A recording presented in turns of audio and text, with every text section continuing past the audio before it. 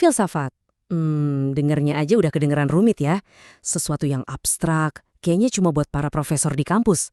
Tapi, gimana kalau saya bilang sebenarnya filsafat itu adalah sebuah toolkit? Iya, perangkat praktis yang bisa Anda pakai setiap hari supaya cara berpikir kita jadi lebih jernih. Nah, hari ini kita akan buktikan itu bareng-bareng. Coba deh, kita renungin sebentar. Serius, di tengah lautan informasi, hoax, dan opini yang kayaknya nggak berhenti nyerbu kita tiap detik, pertanyaan ini jadi super penting kan? Keyakinan yang Anda pegang sekarang, itu asalnya dari mana sih?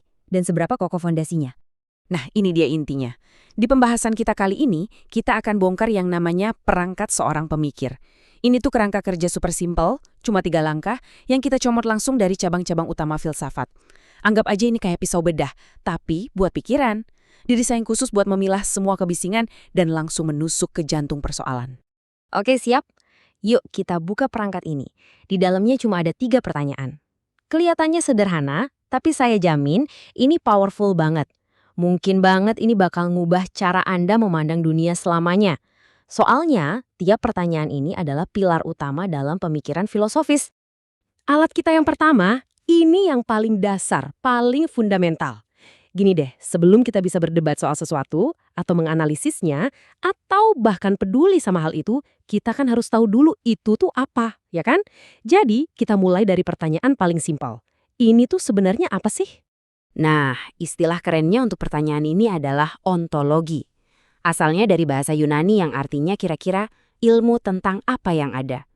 Gampangnya, ini tuh kayak kita jadi detektif realitas. Kita bertanya, oke, komponen intinya apa aja? Apa yang bikin ini jadi ini, dan bukan jadi sesuatu yang lain? Jadi saat Anda bertanya apa itu, yang Anda lakukan sebenarnya adalah membelah kabut kebingungan. Anda sedang mencoba mendefinisikan esensi dari sesuatu. Gak peduli itu konsep, benda fisik, atau cuma sekedar ide.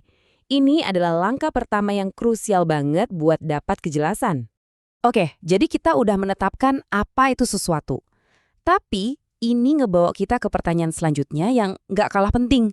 Oke, tapi gimana cara kita tahu kalau itu beneran begitu? Nah, di sini kita ngomongin soal bukti. Selamat datang di dunia epistemologi, atau bahasa gampangnya teori pengetahuan. Ini adalah cabang filsafat yang tugasnya menantang kita buat memeriksa sumber pengetahuan kita. Gimana ceritanya sebuah opini bisa naik kelas jadi fakta yang solid? Nah, disitulah epistemologi main perannya, mempertanyakan fondasi dari semua hal yang kita klaim kita tahu.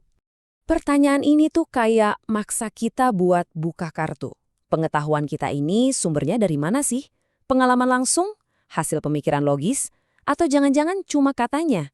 Tanpa jawaban yang kuat di sini, klaim kita ya cuma sekedar opini. Ringan, gak ada bobotnya. Dan jangan salah, pertanyaan gimana kita tahu ini jawabannya nggak segampang itu. Ini tuh udah jadi sumber perdebatan paling besar dalam sejarah filsafat. Di satu kubu, ada kaum rasionalis kayak Descartes yang bilang, aku berpikir maka aku ada. Mereka mengandalkan akal dan logika murni. Nah, di kubu seberang, ada kaum empiris kayak John Locke yang bilang, semua pengetahuan itu ya harus datang dari pengalaman yang ditangkap oleh panca indera kita. Akhirnya, kita sampai di pertanyaan ketiga, dan mungkin ini yang paling dalam.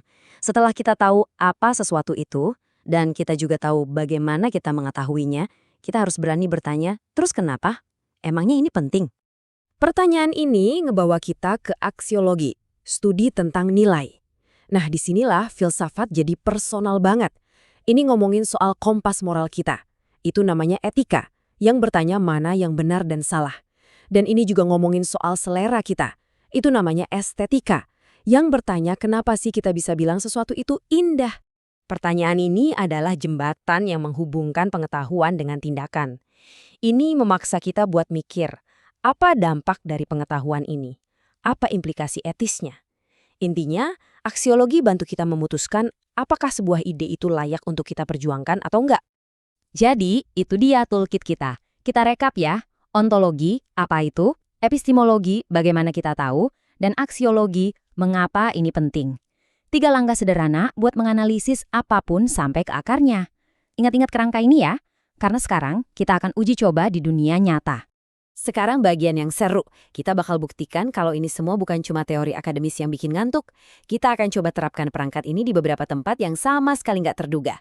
Tempat-tempat yang mungkin nggak pernah Anda sangkut pautkan dengan filsafat. Iya, benar banget. Olahraga.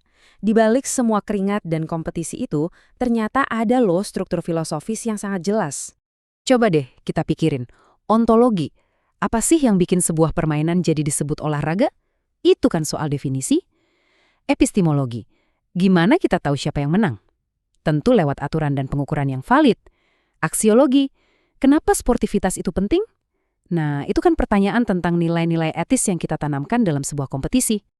Oke, dari lapangan olahraga kita lompat ke sesuatu yang jauh lebih modern. Gimana dengan dunia kode, algoritma, dan kecerdasan buatan? Sekali lagi, kerangka ini bekerja dengan sempurna. Ontologi bertanya, sebenarnya kecerdasan dalam AI itu apa sih? Nyata nggak? Lalu epistemologi, gimana kita bisa yakin 100% sebuah program itu bebas bug dan akan berfungsi sesuai harapan? Jawabannya lewat pengujian dan verifikasi logis. Dan aksiologi mengajukan pertanyaan paling krusial. Buat apa kita bangun teknologi ini? Apa implikasi etisnya bagi kemanusiaan? Ini adalah kompas moral untuk inovasi.